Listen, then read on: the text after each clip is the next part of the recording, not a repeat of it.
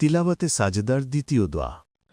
اللهم اكتب لي بها عندك أجرا وضع عني بها وزرا واجعلها لي عندك ذخرا وتقبلها مني كما تقبلتها من عبدك داود আল্লাহুম্মা কতুবলি বিহা ইনদাকা আজরান। হে আল্লাহ, এই সিজদার বিনিময়ে আপনার নিকট আমার জন্য প্রতিদান লিখুন। ওয়াদা আন্নি বিহা উইজরান। এর দ্বারা আমার পাপসমূহ দূর করুন। ওয়াজআলহা লি ইনদাকা যুখরান। এটিকে আপনার কাছে আমার জন্য সঞ্চয় হিসাবে জমা রাখুন।